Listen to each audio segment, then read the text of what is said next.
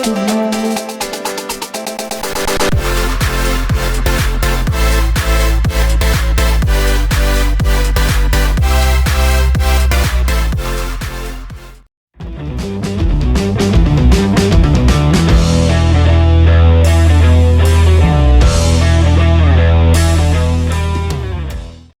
right, everybody, welcome in to another edition of the Ernie Willingham Show, the Collinsville Panther preview.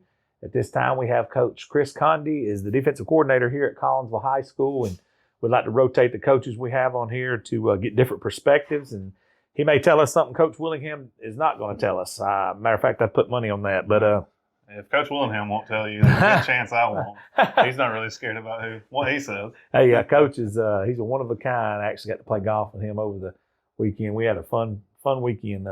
But Coach, you guys, I've noticed you guys all year long. I definitely kept up with you. I've actually been to 3 of your games, and each and every week I've came out, you guys gotten a little bit better defensively. What do you test to that? You guys have, I mean, obviously you don't play Fife and Pisgah every week. That helps.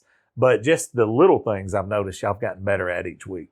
I mean, the big thing to give credit to is just the kids. I mean, it's nothing that I've done. It's nothing that Coach Nelson, Coach Willingham does. Our kids get better every week, and our kids are hungry. They want to prove themselves. They want to prove that they belong. Gotcha. That they belong in, the top echelon of football. We've got a young team. We've talked about that for 2 years now. And so when you have young kids make young kid mistakes. So each week, if we're not seeing them get better, we're not doing our job. That's right. If we're not seeing them get better, then they're not doing their job. As the kids grow, we expect them to get a little bit better, and they've done it. They've showed up. Linebacker play has gotten better every week. The defensive line's gotten a lot more physical. That's one thing that I'm very happy about. And really, I started to notice the difference against Fife.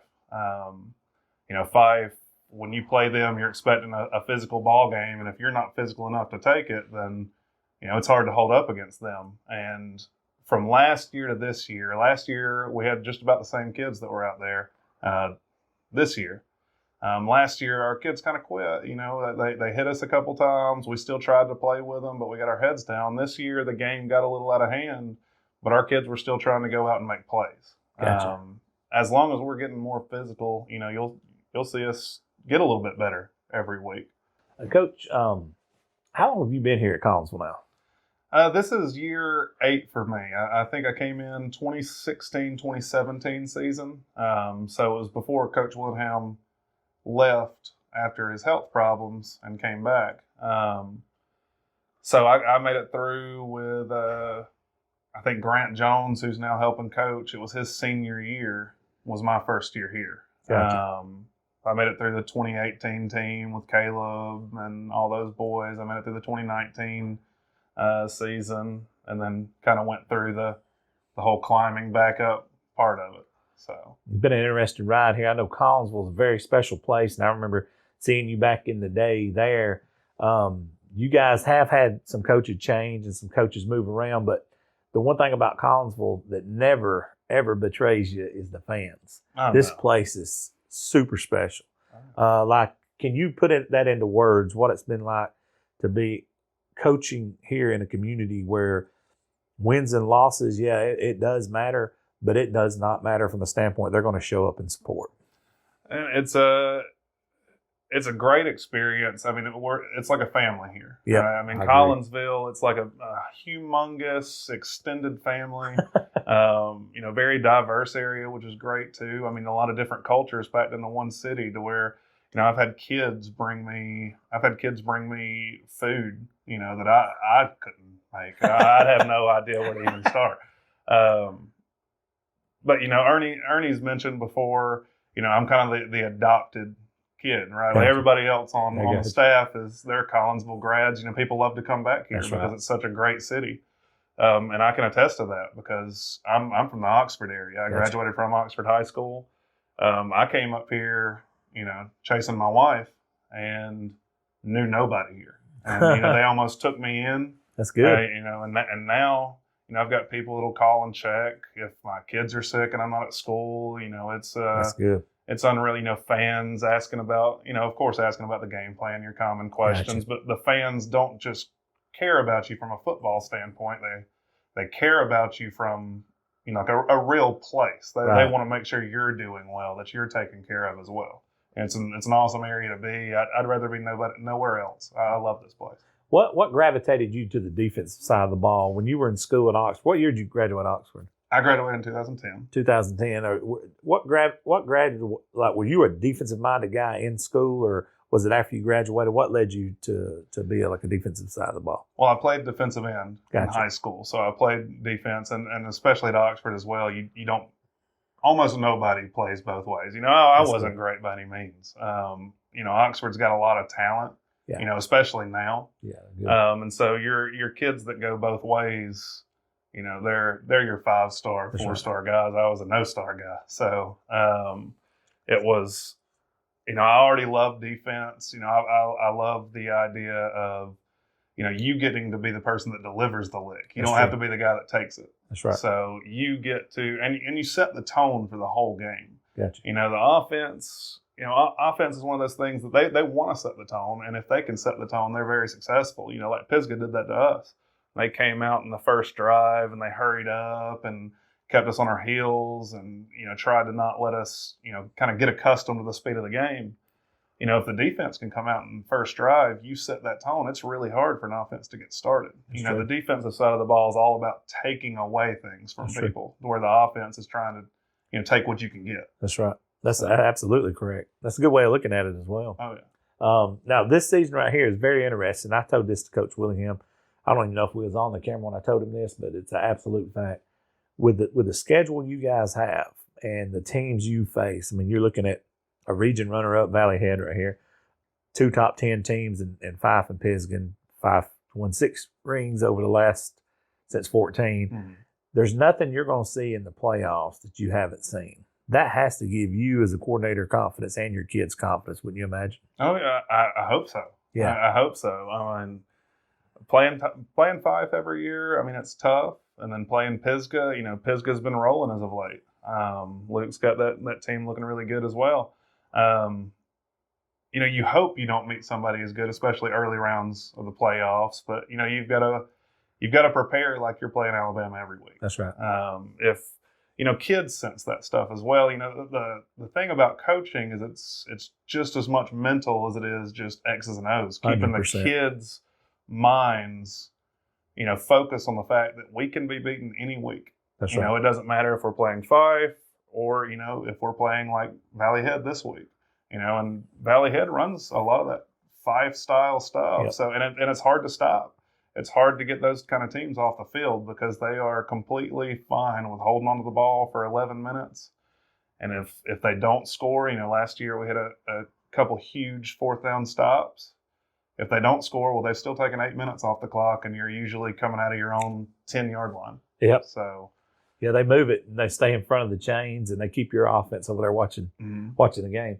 Let's talk about this Valley Head game coming up specifically. You just mentioned a miniature breakdown of it.